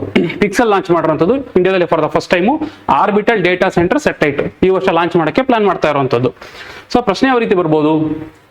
ಪಾತ್ ಫೈಂಡರ್, ಅದಕ್ಕೆ ಇಟ್ಟಿರೋ ಹೆಸರೇನು? ಪಾತ್ ಫೈಂಡರ್, ನೆನ್ಪಿಟ್ಕೊಳ್ಳಿ. ಪಾತ್ ಫೈಂಡರ್ ನ ಪ್ರಮುಖ ಉದ್ದೇಶ ಏನು ಅಂತ ಕೇಳಿದರೆ ಭೂಮಿ ಕಕ್ಷೆಯಲ್ಲಿ ನೈಜ ಸಮಯದಲ್ಲಿ ರಿಯಲ್ ಟೈಮ್ ಅಲ್ಲೇನೆ ಆ AI ಬೇಸ್ ಇಟ್ಕೊಂಡು ಡೇಟಾನ ಸಂಸ್ಕರಣೆ ಮಾಡುವಂಥದ್ದು, ಇದು ಅದರ ಮುಖ್ಯ ಉದ್ದೇಶ ಆಗಿದೆ. ಸೊ ಹಾಗಾಗಿ ಈ ಸ್ಟೇಟ್ಮೆಂಟ್ ಕರೆಕ್ಟ್ ಆಗಿದೆ. ಪಾತ್ ಫೈಂಡರ್ ಹೆಸರು ಮರಿಬೇಡಿ. ಮುಂದಿನ ಆರ್ಟಿಕಲ್ ನೋಡೋದಾದ್ರೆ Karnataka government launches India's first digital grievance redressal system for gig workers. India ಏನ್ ಮಾಡಿದೆ ಅಂತ, ಇಂಡಿಯಾದಲ್ಲಿ for the first time Karnataka ಏನ್ ಮಾಡಿದೆ ಅಂತಂದ್ರೆ India's first digital grievance redressal ಕುಂದುಕೊರತೆಗಳನ್ನ ನಿವಾರಿಸೋದಕ್ಕೆ ಡಿಜಿಟಲ್ ಪ್ಲಾಟ್ಫಾರ್ಮ್ ಒಂದನ್ನ ತಂದಿದೆ. ಯಾರಿಗೆ ಅಂತಂದ್ರೆ ಗಿಗ್ ವರ್ಕರ್ಸ್ ಗಳಿಗೆ ಹೆಲ್ಪ್ ಆಗ್ಲಿ ಅಂತ. ಯಾರಿಗೆ ಗಿಗ್ ವರ್ಕರ್ಸ್ ಅಂತಂದ್ರೆ ಯಾರು ಟೆಂಪ್ರವರಿ ಬೇಸಿಸ್ ಮೇಲೆ, ಕಾಂಟ್ರಾಕ್ಚುಯಲ್ ಬೇಸಿಸ್ ಮೇಲೆ ಕೆಲಸ ಮಾಡ್ತಿರ್ತಾರಲ್ಲ, ಸೊ ಅವ್ರೊಳಗೆ ಗಿಗ್ ವರ್ಕರ್ಸ್ ಅಂತ ಕರಿತೀವಿ. ಫಾರ್ ಎಕ್ಸಾಂಪಲ್ ಈಗ ಓಲಾ, ಊಬರ್, ಸ್ವಿಗ್ಗಿ, ಝೊಮ್ಯಾಟೊ ಇಲ್ಲೆಲ್ಲ ವರ್ಕ್ ಮಾಡುವಂತರು. ಸೊ ಪ್ರಾಬ್ಲಮ್ ಏನಂತಂದ್ರೆ ಇವ್ರಗಳದ್ದು ಕಂಡೀಷನ್ ಅಂತಂದ್ರೆ ವರ್ಕ್ ಮಾಡ್ತಾ ಇರುತ್ತೆ ಟೆಂಪ್ರವರಿ ಬೇಸಿಸ್ ಮೇಲೆ, ಸ್ಯಾಲರಿ ಹೇಗಿರುತ್ತೆ ಗೊತ್ತಿಲ್ಲ, ಸೋಷಿಯಲ್ ಸೆಕ್ಯೂರಿಟಿ ಇನ್ಶೂರ್ ಮಾಡ್ಕೊಳ್ತಾರೆ ಅದು ಗೊತ್ತಿಲ್ಲ, ಯಾವಾಗ ಬೇಕಾದ್ರೂ ಹೈರ್ ಮಾಡ್ಬೋದು, ಯಾವಾಗ ಬೇಕಾದ್ರೂ ಫೈರ್ ಮಾಡುವಂಥದ್ದು. ಸೋಷಿಯಲ್ ಸೆಕ್ಯೂರಿಟಿ ಅಂತಂದಾಗ ಇವ್ರಿಗೆ PF ಇನ್ಸೂರೆನ್ಸ್ ಈ ತರದ್ದು ಯಾವುದೂ ಇರಲ್ಲ. ಸೊ ಹಾಗಾಗಿ ಈ ಒಂದು ಅವರು ವರ್ಕರ್ಸ್ ಆಗಿರೋದ್ರಿಂದ ಅವರ ಒಂದು ವೆಲ್ಫೇರ್ ನ ಎನ್ಶೋರ್ ಮಾಡುವಂಥದ್ದು ಸರ್ಕಾರದ ಜವಾಬ್ದಾರಿ ಆಗಿರುತ್ತೆ. ಸೊ ಹಾಗಾಗಿ ಅವರ ಒಂದು ಎಕ್ಸ್ಪೆಕ್ಟೇಷನ್ ತಪ್ಪಿಸಬೇಕು ಅಂತ ಹೇಳಿ ಕರ್ನಾಟಕ ಏನ್ ಮಾಡುತ್ತೆ ಅಂತಂದ್ರೆ 2024ರಲ್ಲಿ Karnataka platform based gig worker welfare board ಅಥವಾ ವೆಲ್ಫೇರ್ ಆಕ್ಟ್ ಅಂತ ಒಂದು ಆಕ್ಟ್ ಇರುತ್ತೆ. ಯಾವಾಗ ತರುವಂಥದ್ದು 2024ರಲ್ಲಿ ತರುತ್ತೆ. ಸೊ ಆ ಆಕ್ಟ್ ಏನ್ ಮಾಡುತ್ತೆ ಅಂತಂದ್ರೆ ಇವರ ಒಂದು ವಿಚಾರಗಳನ್ನ ರೆಗ್ಯುಲೇಟ್ ಮಾಡಕ್ಕೆ ಶುರು ಮಾಡುತ್ತೆ. ರೆಗ್ಯುಲೇಟ್ ಮಾಡೋದಕ್ಕೆ ಒಂದು ಬಾಡಿ ಬೇಕಲ್ವಾ. ಸೊ ಹಾಗಾಗಿ ಒಂದು ಬೋರ್ಡ್ ಎಸ್ಟಾಬ್ಲಿಷ್ ಮಾಡ್ತಾರೆ, Karnataka platform based gig worker welfare board ಅಂತ ಹೇಳಿ ಒಂದು ವೆಲ್ಫೇರ್ ಬೋರ್ಡ್ ನ ಕೂಡ ಎಸ್ಟಾಬ್ಲಿಷ್ ಮಾಡ್ತಾರೆ. ಈ ಬೋರ್ಡ್ ಏನ್ ಮಾಡುತ್ತೆ ಅಂತಂದ್ರೆ ಈ ಕಡೆಯಿಂದ ಒಂದ್ ಕಡೆ ಅಂತ ತಗೊಂಡ್ರೆ ಈ ಗಿಗ್ ವರ್ಕರ್ಸ್ ಯಾರು ಇರ್ತಾರೆ ಅವ್ರನ್ನ ರಿಜಿಸ್ಟರ್ ಮಾಡ್ಕೊಳ್ಳುವಂಥದ್ದು, ಮತ್ತೆ ಪ್ಲಾಟ್ಫಾರ್ಮ್ಗಳು ಏನಿದೆಯಲ್ಲ ಬೇರೆ ಬೇರೆ ಪ್ಲಾಟ್ಫಾರ್ಮ್ಗಳು ಅವ್ರನ್ನ ರಿಜಿಸ್ಟರ್ ಮಾಡುವಂಥದ್ದು. ಸೊ ಇಬ್ರು ಬ್ಯಾಲೆನ್ಸ್ ಮಾಡ್ತಾ ಇಬ್ರು ಮಾನಿಟರ್ ಮಾಡ್ತಾ ಇರುತ್ತೆ. ಈ ಗಿಗ್ ವರ್ಕರ್ಸ್ಗಳು ಯಾರು ರಿಜಿಸ್ಟರ್ ಆಗ್ತಾರಲ್ಲ ಅವ್ರಿಗೆಲ್ಲ ಒಂದು ಯುನಿಕ್ ಐಡಿ ಕೊಟ್ಬಿಡ್ತಾರೆ, ಒಂದು 12 ಡಿಜಿಟ್ ಇರುವಂತ ಯುನಿಕ್ ಐಡಿ ಕೊಟ್ಬಿಟ್ಟು ಅವ್ರದ್ದು ಒಂದು ಹಿಸ್ಟ್ರಿ ಪ್ರೋಸೆಸ್ ಅಥವಾ ಯಾವ ರೀತಿ ಕಂಡೀಷನ್ ಇದೆ ಸ್ಟೇಟಸ್ ಇದನ್ನೆಲ್ಲ ಮಾನಿಟರ್ ಮಾಡ್ತಾ ಹೋಗುತ್ತೆ. ಈ ಪ್ಲಾಟ್ಫಾರ್ಮ್ ಏನ್ ಮಾಡ್ತಾರೆ ಅಂತಂದ್ರೆ ಈ ಪ್ಲಾಟ್ಫಾರ್ಮ್ಗಳ ಮೇಲೆ 1% ಅಷ್ಟು ಸೆಸ್ ಹಾಕ್ತಾರೆ. ಏನಿವೆ ಅವರು ಕಂಪ್ನಿಗಳಾದ್ರಿಂದ 1% ಸೆಸ್ ಹಾಕ್ತಾರೆ. 1% ಸೆಸ್ ಹಾಕ್ಬಿಟ್ಟು ಏನ್ ಮಾಡ್ತಾರೆ ಅಂತಂದ್ರೆ ಅಲ್ಲಿ ಜನರೇಟ್ ಆದಂತ ರೆವಿನ್ಯೂ ಮೂಲಕ ಈ ಬೋರ್ಡ್ ನ ರನ್ ಮಾಡುವಂಥದ್ದು ಅಥವಾ ಇವರು ಸೋಷಿಯಲ್ ಸೆಕ್ಯೂರಿಟಿನ ಎನ್ಶೋರ್ ಮಾಡ್ಕೊಳ್ಳುವಂತ ಕೆಲಸನ ಮಾಡ್ತಾ ಇರುತ್ತೆ. ಸೊ ಈಗ ಏನಾಗಿದೆ ಅಂತಂದ್ರೆ ಕೆಲವೊಂದು ಟೈಮಲ್ಲಿ ಇಷ್ಟಿದ್ರು ಕೂಡ ಕೆಲವೊಂದು ಇಶ್ಯೂಸ್ ರೈಸ್ ಆಗುತ್ತೆ. ಫಾರ್ ಎಕ್ಸಾಂಪಲ್ ಅವರ ಸ್ಯಾಲರಿ ಇಶ್ಯೂಸ್ ಆಗ್ಬೋದು, ಇಮಿಡಿಯೇಟ್ ಆಗಿ ಫೈರ್ ಮಾಡುವಂಥದ್ದು ಆಗ್ಬೋದು, ವರ್ಕಿಂಗ್ ಕಂಡೀಷನ್ ಆಗ್ಬೋದು, ಬೇರೆ ಎಕ್ಸ್ಪೆಕ್ಟೇಷನ್ಸ್ ಆಗ್ಬೋದು. ಸೊ ಬೇರೆ ಬೇರೆ ಮತ್ತೆ ಆಲ್ಗಾರಿದಮ್ ಇರುತ್ತೆ. ಈಗ ಎಲ್ಲ ಪ್ಲಾಟ್ಫಾರ್ಮ್ ಬೇಸ್ಡ್ ಇರೋದ್ರಿಂದ ಆಲ್ಗಾರಿದಮ್ ಏನ್ ಮಾಡುತ್ತೆ ಅಂದ್ರೆ ಕೆಲವರು ವರ್ಕ್ ಅಲರ್ಟ್ ಮಾಡುತ್ತೆ, ಕೆಲವರು ವರ್ಕ್ ಅಲರ್ಟ್ ಮಾಡದೇ ಇರಬಹುದು. ಆ ಆಲ್ಗಾರಿದಮ್ ಡಿಸ್ಕ್ರಿಮಿನೇಟರಿ ಇರಬಹುದು. ಸೊ ಇದನ್ನೆಲ್ಲ ತಪ್ಪಿಸಬೇಕು. ಹಾಗಿದ್ರೆ ಈ ಕುಂದುಕೊರತೆಗಳನ್ನ ಹೇಗೆ ಕೇಳುವಂಥದ್ದು? ಸೊ ಈ ಕುಂದುಕೊರತೆಗಳನ್ನ ನಿವಾರಿಸಬೇಕು ಅಂತ ಹೇಳ್ಬಿಟ್ಟೆ ಈಗ ಫಾರ್ ದ ಫಸ್ಟ್ ಟೈಮ್ ಒಂದು ಡಿಜಿಟಲ್ ಪ್ಲಾಟ್ಫಾರ್ಮ್ ಕೂಡ ಈಗ ಕರ್ನಾಟಕ ಸರ್ಕಾರ ಲಾಂಚ್ ಮಾಡಿರುವಂಥದ್ದು. It is part of our ಈಗ ಆಲ್ರೆಡಿ ಇರುವಂತಹ ಆಕ್ಟ್ ಏನಿದೆ ಸೊ ಅದರದೇ ಒಂದು ಪಾರ್ಟ್ ಆಗಿರುವಂಥದ್ದು. ಸೊ ಆಮೇಲೆ ಈ ಒಂದು ಏನು ಇಶ್ಯೂ ರೈಸ್ ಮಾಡ್ತಾರಲ್ಲ ಆ ಒಂದು ಐಡಿಗಳ ಮೂಲಕ ತಮ್ಮ ಸ್ಯಾಲರಿದು ಅಥವಾ ವರ್ಕಿಂಗ್ ಕಂಡೀಷನ್ಸ್ ಏನೇ ಇದ್ರು ಸೊ ಅದು ಇಲ್ಲಿಗೆ ಬರೋದಕ್ಕಿಂತ ಮುಂಚೆ ಬೋರ್ಡ್ ಬರೋದಕ್ಕಿಂತ ಮುಂಚೆ ಏನ್ ಮಾಡ್ಬೇಕು ಅಂತಂದ್ರೆ ಈ ಪ್ಲಾಟ್ಫಾರ್ಮ್ಗಳು ಏನಿರ್ತಾರಲ್ಲ ಈಗ ಝೊಮ್ಯಾಟೊ ಆಗ್ಬೋದು, ಗಿಗ್ ಅಥವಾ ಸ್ವಿಗ್ಗಿ ಆಗ್ಬೋದು. ಸೊ ಇವ್ರುಗಳು ಏನ್ ಮಾಡ್ಬೇಕು ಅಂತಂದ್ರೆ ಇಂಟರ್ನಲಿ ಒಂದು ಕಮಿಟಿನ ಫಾರ್ಮ್ ಮಾಡ್ಕೊಬೇಕು. ಏನಕ್ಕೆ ಆ ಒಂದು ಗ್ರೀವೆನ್ಸ್ ಡ್ರೆಸ್ ಅನ್ನ ಸಾಲ್ವ್ ಮಾಡೋದಕ್ಕೆ. ಇಫ್ ಇನ್ ಕೇಸ್ ಅಲ್ಲಿ ಸಾಲ್ವ್ ಮಾಡಿಲ್ಲ ಅಂತಂದ್ರೆ ನೆಕ್ಸ್ಟ್ ಬೋರ್ಡ್ ಅದನ್ನ ಟೇಕ್ ಓವರ್ ಮಾಡುತ್ತೆ. ಸೊ ಇದು ಅದು ಕಂಡೀಷನ್ ಇರುವಂತದ್ದು, ನೆನ್ಪಿಟ್ಕೋಬೇಕಾಗುತ್ತೆ. ಇಂಡಿಯಾದಲ್ಲೇ ಫಾರ್ ಫಸ್ಟ್ ಟೈಮ್ ತಂದಿರುವಂತದ್ದು. ಇದ್ರ ಮೇಲೆ ಪ್ರಶ್ನೆ ಯಾವ ರೀತಿ ಬರ್ಬೋದು? ಗಿಗ್ ಕೆಲಸಗಾರರಿಗೆ ಕರ್ನಾಟಕದ ಡಿಜಿಟಲ್ ಕುಂದುಕೊರತೆ ನಿವಾರಣೆ ವ್ಯವಸ್ಥೆ ಕುರಿತು ಈ ಕೆಳಗಿನ ಹೇಳಿಕೆಗಳನ್ನು ಗಮನಿಸಿ. ಆನ್ಲೈನ್ ದೂರು ಸಲ್ಲಿಕೆಗಾಗಿ ಇದನ್ನು ಸಮಗ್ರ ಸಾರ್ವಜನಿಕ ಕುಂದುಕೊರತೆ ನಿವಾರಣೆ ವ್ಯವಸ್ಥೆಯೊಂದಿಗೆ ಸಂಯೋಜಿಸಲಾಗಿದೆ. ಹೌದು, ಇದು ಟ್ರಾನ್ಸ್ಪರೆಂಟ್ ಆಗಿ ಆಗ್ಬೇಕಾಗುತ್ತೆ. ಸೊ ಹಾಗಾಗಿ ಇವ್ರು ಏನ್ ಮಾಡ್ತಾರೆ ಅಂತಂದ್ರೆ integrated public grievance redressal system ಏನಿದೆ ಸೊ ಅದ್ರ ಜೊತೆ ಕೂಡ ಸೇರಿಸ್ತಾರೆ. ಸೊ ಹಾಗಾಗಿ ಸ್ಟೇಟ್ಮೆಂಟ್ ಸರಿಯಾಗಿದೆ. ಎಲ್ಲ ಅಗ್ರಿಗೇಟರ್ ಪ್ಲಾಟ್ಫಾರ್ಮ್ಗಳು ಆಂತರಿಕ ವಿವಾದ ಪರಿಹಾರ ಸಮಿತಿಯನ್ನು ಸ್ಥಾಪಿಸುವುದು. ಹೌದು, ಏನೊಂದು ಅಗ್ರಿಗೇಟರ್ಗಳು ಅಥವಾ ಪ್ಲಾಟ್ಫಾರ್ಮ್ಗಳು ಇರ್ತಾರಲ್ಲ ಸೊ ಅವರು ಆಂತರಿಕವಾಗಿನೇ ಇಂಟರ್ನಲ್ ಡಿಸ್ಪ್ಯೂಟ್ ರೆಸಲ್ಯೂಷನ್ ಕಮಿಟಿ ಅಂತ ಮಾಡ್ಕೋಬೇಕು. ಇಂಟರ್ನಲ್ ಡಿಸ್ಪ್ಯೂಟ್ ರೆಸಲ್ಯೂಷನ್ ಕಮಿಟಿ ಅಂತ ಮಾಡ್ಕೋಬೇಕು. ಇಫ್ ಇನ್ ಕೇಸ್ ಅಲ್ಲಿ ಹ್ಯಾಂಡಲ್ ಮಾಡೋಕ್ಕಾಗಿಲ್ಲ ಅಂದ್ರೆ ನೆಕ್ಸ್ಟ್ ಅದನ್ನ ಬೋರ್ಡ್ ಟೇಕ್ ಓವರ್ ಮಾಡುತ್ತೆ. ಸೊ ಹಾಗಾಗಿ ಇದು ಕರೆಕ್ಟ್ ಆಗಿದೆ. ಇದೆಲ್ಲ ಮ್ಯಾಂಡೇಟ್ ಮಾಡುವಂಥದ್ದು. ಈ ವ್ಯವಸ್ಥೆ ಯಾವುದೇ ಕಾನೂನು ಬೆಂಬಲ ಅಥವಾ ಶಾಸನಬದ್ಧ ಚೌಕಟ್ಟಿಲ್ಲದೆ ಜಾರಿಗೊಳಿಸೋದಿಲ್ಲ. ಆ ಥರದ್ದು ಏನಿಲ್ಲ. Karnataka platform based gig worker welfare act ಅಂತೇಳಿ ಆಕ್ಟ್ ತಂದಿದ್ದೀವಿ. ಸೊ ಹಾಗಾಗಿ ಅದಕ್ಕೆ ಒಂದು ಸ್ಟ್ಯಾಚ್ಯುಟರಿ ಬ್ಯಾಕಪ್ ಇದೆ. ಸೊ ಈ ಸ್ಟೇಟ್ಮೆಂಟ್ ತಪ್ಪಾಗುತ್ತೆ. ಆನ್ಸರ್ ಬಂದು 1 ಮತ್ತು 2 ಮಾತ್ರ ಸರಿಯಾಗಿರುವಂತ. 1 ಮತ್ತು 2 ಮಾತ್ರ ಸರಿಯಾಗಿದೆ. ಮುಂದಿನ ಆರ್ಟಿಕಲ್ ನೋಡಿದರೆ retired IAS officer Satyavati ji is new chief information commissioner. Satyavati ji ಅವರು ಏನಿದಾರಲ್ಲ ಸೊ ಈಗ ಇವ್ರನ್ನ ಇನ್ಫಾರ್ಮೇಶನ್ ಕಮಿಷನರ್ ಆಗಿ ಅಪಾಯಿಂಟ್ ಮಾಡಿರುವಂಥದ್ದು. ನಮ್ಗೆ ಗೊತ್ತಿದೆ 2005ರಲ್ಲಿ RTE ಆಕ್ಟ್ ಅಂತ ತರ್ತಾರೆ, ರೈಟ್ ಟು ಇನ್ಫಾರ್ಮೇಶನ್ ಆಕ್ಟ್ ಅಂತ ತರ್ತಾರೆ. ಏನಂತಂದ್ರೆ ಆ ಗವರ್ನೆನ್ಸ್ ಸಿಸ್ಟಮ್ ಅಲ್ಲಿ, ಪಬ್ಲಿಕ್ ಅಡ್ಮಿನಿಸ್ಟ್ರೇಷನ್ ಸಿಸ್ಟಮ್ ಅಲ್ಲಿ ಯಾವ್ದಾದ್ರು ಒಂದು ವಿಚಾರಗಳನ್ನ ತಿಳ್ಕೊಳ್ಳುವಂತ ಹಕ್ಕು, ಅಂದ್ರೆ ಯಾವುದು ಸೆಕ್ಯೂರಿಟಿ ಕನ್ಸರ್ನ್ ಇರಲ್ವೋ ಅಥವಾ ಯಾವುದು ನಮ್ಮ ಸೆಕ್ಯೂರಿಟಿ ಥ್ರೆಟ್ ಆಗಲ್ವೋ ಅಂತ ವಿಚಾರಗಳನ್ನ ತಿಳ್ಕೊಳ್ಳೋದಕ್ಕೆ ಪ್ರತಿಯೊಬ್ಬ ಪ್ರಜೆಗೂ ಅಧಿಕಾರ ಇದೆ ಅಂತ ಹೇಳ್ಬಿಟ್ಟು ರೈಟ್ ಟು ಇನ್ಫಾರ್ಮೇಶನ್ ಆಕ್ಟ್ ಅಂತ ತರ್ತಾರೆ. 2005ರಲ್ಲಿ ತರ್ತಾರೆ. ಅದ್ರ ಹಿನ್ನೆಲೆ ಏನಾಗುತ್ತೆ ಅಂತಂದ್ರೆ 2006ರಲ್ಲಿ ಸೆಂಟ್ರಲ್ ಎಸ್ಟಾಬ್ಲಿಷ್ ಆಗುತ್ತೆ ಸೆಂಟ್ರಲ್ ಇನ್ಫಾರ್ಮೇಶನ್ ಕಮಿಷನ್ ಅಂತ. ಅದಾದ್ಮೇಲೆ ಸ್ಟೇಟ್ ಅಲ್ಲೂ ಕೂಡ state information commission. For example Karnataka ಅಂತ ಬಂದಾಗ ಕರ್ನಾಟಕ ಇನ್ಫಾರ್ಮೇಶನ್ ಕಮಿಷನ್, ಈಗೇನು ಮಾಹಿತಿ ಸೌಧ ಇದೆಯಲ್ಲ ಸೊ ಅದು ಎಸ್ಟಾಬ್ಲಿಷ್ ಆಗುತ್ತೆ. ಸೊ ಇಲ್ಲಿ ಕೆಲಸ ಮಾಡೋದಕ್ಕೆ ಅಥವಾ ಇಲ್ಲಿ ಅದನ್ನ ಮಾನಿಟರ್ ಮಾಡೋದಕ್ಕೆ, ಅದನ್ನ ನಡ್ಸ್ಕೊಂಡು ಹೋಗೋದಕ್ಕೆ ಕಮಿಷನರ್ಸ್ ಗಳನ್ನ ಅಪಾಯಿಂಟ್ ಮಾಡ್ತಾ ಹೋಗ್ತಾರೆ. ಎಷ್ಟು ಜನ ಕಮಿಷನರ್ಸ್ ಇರುವಂತದ್ದು? ಈಗ ಕರ್ನಾಟಕ ಅಂತ ತಗೊಂಡ್ರೆ ಒಟ್ಟು 11 ಜನ, 10 ಜನ ಇನ್ಫಾರ್ಮೇಶನ್ ಕಮಿಷನ್ ಇರ್ತಾರೆ. ಅದ್ರ ಜೊತೆಗೆ ಒಬ್ರು ಚೀಫ್ ಇನ್ಫಾರ್ಮೇಶನ್ ಕಮಿಷನರ್ ಇದಾರಲ್ಲ ಸೊ ಈಗ ಇವ್ರನ್ನೇ ಅಪಾಯಿಂಟ್ ಮಾಡುವಂತದ್ದು ಚೀಫ್ ಇನ್ಫಾರ್ಮೇಶನ್ ಕಮಿಷನರ್. ಒಟ್ಟು 11 ಜನ ಇರ್ತಾರೆ. ಇವ್ರನ್ನ ಯಾರು ಅಪಾಯಿಂಟ್ ಮಾಡುವಂಥದ್ದು ಯಾರು? ಸ್ಟೇಟ್ ಎಕ್ಸಿಕ್ಯೂಟಿವ್ ಗವರ್ನರ್ ಇವ್ರನ್ನ ಅಪಾಯಿಂಟ್ ಮಾಡ್ತಾರೆ. ಗವರ್ನರ್ ಹೇಗೆ ಅಪಾಯಿಂಟ್ ಮಾಡ್ತಾರೆ? ಗವರ್ನರ್ ಅಪಾಯಿಂಟ್ ಮಾಡೋದಕ್ಕೆ ಒಂದು ಕಮಿಟಿ ಫಾರ್ಮ್ ಮಾಡ್ತಾರೆ. ಯಾವ್ದೊಂದು ಕಮಿಟಿ ಅಂತಂದ್ರೆ ಆ ಕಮಿಟಿನಲ್ಲಿ CM ಇರ್ತಾರೆ, ಮತ್ತೆ ಲೀಡರ್ ಆಫ್ ಅಪೋಸಿಷನ್ ಇರ್ತಾರೆ, ಅದ್ರ ಜೊತೆಗೆ ಒಂದು ಕ್ಯಾಬಿನೆಟ್ ರ್ಯಾಂಕ್ ಇರುವಂತಹ ಒಬ್ಬ ಮಿನಿಸ್ಟರ್ ಇರ್ತಾರೆ. ಸೊ ಇವರಿಷ್ಟು 3 ಜನ ಸೇರಿ ಒಬ್ಬರನ್ನ ರೆಕಮೆಂಡ್ ಮಾಡ್ತಾರೆ. ಯಾರನ್ನ ರೆಕಮೆಂಡ್ ಮಾಡ್ತಾರೋ ಅವರು ಈ ಗವರ್ನರ್ ಏನ್ ಮಾಡ್ತಾರೆ? ಅಪಾಯಿಂಟ್ ಮಾಡ್ತಾ ಹೋಗ್ತಾರೆ. ಈ ರೀತಿಯಲ್ಲಿ ಅಪಾಯಿಂಟ್ ಆಗಿರುವಂತದ್ದು. ಏನೊಂದು ಇನ್ಫಾರ್ಮೇಶನ್ ಕಮಿಷನ್ ಏನಿದೆಯಲ್ಲ ಸೊ ಇದಕ್ಕೆ ಸಿವಿಲ್ ಕೋರ್ಟ್ ಅಷ್ಟು ಪವರ್ ಇದೆ. ಸಿವಿಲ್ ಕೋರ್ಟ್ ಅಷ್ಟು ಇದರ ಒಂದು ಪವರ್ ಇರುತ್ತೆ. ಯಾವ್ದಾದ್ರು ಒಂದು ವಿಚಾರಗಳನ್ನ ಡಿಸ್ಪ್ಯೂಟ್ಸ್ ನ ಸಾಲ್ವ್ ಮಾಡಬೇಕು ಅಂತಂದ್ರೆ ಅಥವಾ ಅದನ್ನ ವಿಟ್ನೆಸ್ ಮಾಡಬೇಕು, ಅದರ ಒಂದು ಸಾಕ್ಷಿಗಳನ್ನ ಪ್ರೊಡ್ಯೂಸ್ ಮಾಡಿಸಬೇಕು ಅಂತಂದ್ರೆ ಇದು ಬೇಕಿದ್ರೆ ಸಮ್ಮನ್ ಮಾಡಬಹುದಾಗಿರುತ್ತೆ. ಇನ್ಫಾರ್ಮೇಶನ್ ಕಮಿಷನ್ ಅಷ್ಟು ಪವರ್ ಇರುತ್ತೆ. ಮತ್ತೆ ಇಲ್ಲಿ ಏನಾಗುತ್ತೆ ಅಂತಂದ್ರೆ ಎಲ್ಲಾನು ಇನ್ಫಾರ್ಮೇಶನ್ ಕಮಿಷನ್ಗೆ ಬರಕ್ಕಾಗಲ್ಲ. ಎಲ್ಲ ಇನ್ಫಾರ್ಮೇಶನ್ ಸ್ಟೇಟ್ ಇನ್ಫಾರ್ಮೇಶನ್ ಕಮಿಷನ್ಗೆ ಅಥವಾ ಕರ್ನಾಟಕ ಇನ್ಫಾರ್ಮೇಶನ್ ಕಮಿಷನ್ಗೆ ಡೈರೆಕ್ಟ್ ಆಗಿ ತರಕ್ಕಾಗಲ್ಲ. ಸೊ ಅದಕ್ಕೆ ಏನ್ ಮಾಡ್ತಾರೆ ಅಂತಂದ್ರೆ ಫಸ್ಟ್ ಡಿಪಾರ್ಟ್ಮೆಂಟಲ್ ಲೆವೆಲ್ಗಳಲ್ಲಿ ಪಬ್ಲಿಕ್ ಇನ್ಫಾರ್ಮೇಶನ್ ಆಫೀಸರ್ ಅಂತ ಮಾಡ್ತಾರೆ. ಪಬ್ಲಿಕ್ ಇನ್ಫಾರ್ಮೇಶನ್ ಆಫೀಸರ್ಸ್ ಅಂತ ಮಾಡ್ತಾರೆ. ಸೊ ಅಲ್ಲಿ ಫಸ್ಟ್ ಏನಾದ್ರೂ ಇನ್ಫಾರ್ಮೇಶನ್ ಬಗ್ಗೆ ತಿಳ್ಕೋಬೇಕು ಅಂತಂದ್ರೆ ಯಾವ್ದಾದ್ರು ಇನ್ಫಾರ್ಮೇಶನ್ ಆ ಡಿಪಾರ್ಟ್ಮೆಂಟ್ ಸಂಬಂಧಪಟ್ಟಂತ ವಿಚಾರಗಳನ್ನ ತಿಳ್ಕೋಬೇಕು ಅಂತಂದಾಗ ಫಸ್ಟ್ ಪಬ್ಲಿಕ್ ಇನ್ಫಾರ್ಮೇಶನ್ ಆಫೀಸರ್ಗೆ RTI ಆಗ್ತಾರೆ. ಸೊ ಯಾವಾಗ ಅಲ್ಲಿ ಡಿನೇ ಮಾಡ್ತಾರೋ RTIನ ಎಲ್ಲಿ ಯಾವಾಗ ಪಬ್ಲಿಕ್ ಇನ್ಫಾರ್ಮೇಶನ್ ಆಫೀಸ್ ಅಲ್ಲಿ ಡಿನೇ ಮಾಡ್ತಾರೆ, ಸೊ ಅವಾಗ ಸೆಕೆಂಡ್ ಇಂಡಿಪೆಂಡೆಂಟ್ ಆಗಿ ಕರ್ನಾಟಕ ಇನ್ಫಾರ್ಮೇಶನ್ ಕಮಿಷನ್ಗೆ ಬರುವಂತದ್ದಾಗಿರುತ್ತೆ. ಕರ್ನಾಟಕ ಇನ್ಫಾರ್ಮೇಶನ್ ಕಮಿಷನ್ಗೆ ಎಷ್ಟು ಪವರ್ ಇರುತ್ತೆ ಅಂತಂದ್ರೆ ಈ ಪಬ್ಲಿಕ್ ಇನ್ಫಾರ್ಮೇಶನ್ ಕಮಿಷನ್ ಇದೆಯಲ್ಲ, ಸೊ ಅವ್ರಿಗೆ ಬೇಕಿರೋ ಪನಿಷ್ ಕೂಡ ಮಾಡಬಹುದಾಗಿರುತ್ತೆ. ಮತ್ತೆ ಆ ಕೇಸ್ನ ರಿಸಾಲ್ವ್ ಮಾಡ್ತಾರೆ. ನೆನ್ಪಿಟ್ಕೋಬೇಕು, ಸೆಕೆಂಡ್ ಅಪೀಲ್ ಆಗಿ ಬರುವಂತದ್ದಾಗಿರುತ್ತೆ ಯಾವ್ದಕ್ಕೆ?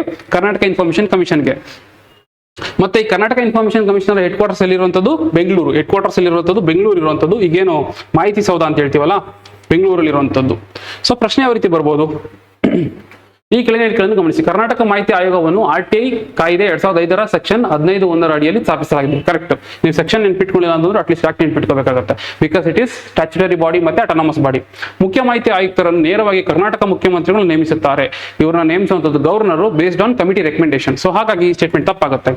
ನಿಯಮಗಳನ್ನು ಪಾಲಿಸದ ಸಾರ್ವಜನಿಕ ಮಾಹಿತಿ ಅಧಿಕಾರಿಗಳ ಮೇಲೆ ದಂಡ ವಿಧಿಸುವ ಅಧಿಕಾರ ಆಯೋಗಕ್ಕಿದೆ. ಹೌದು, ಪಬ್ಲಿಕ್ ಇನ್ಫಾರ್ಮೇಶನ್ ಆಫೀಸರ್ ಏನಾದ್ರು ಈ ಮಾಹಿತಿನ ಕೊಡಲ್ಲ ಅಂತಂದು ಅದನ್ನು ಡಿನೇ ಮಾಡೋದು ಈ ರೀತಿನೆಲ್ಲ ಮಾಡಿದ್ರೆ ಪಬ್ಲಿಕ್ ಇನ್ಫಾರ್ಮೇಶನ್ ಆಫೀಸರ್ ಮೇಲೂ ಕೂಡ ದಂಡ ವಿಧಿಸಬಹುದು. ಸೊ ಹಾಗಾಗಿ ಈ ಸ್ಟೇಟ್ಮೆಂಟ್ ಸರಿಯಾಗಿದೆ. ಆನ್ಸರ್ ಬಂದು 1 ಮತ್ತು 3 ಮಾತ್ರ. 1 ಮತ್ತು 3 ಮಾತ್ರ, ಆಪ್ಷನ್ ಸಿ.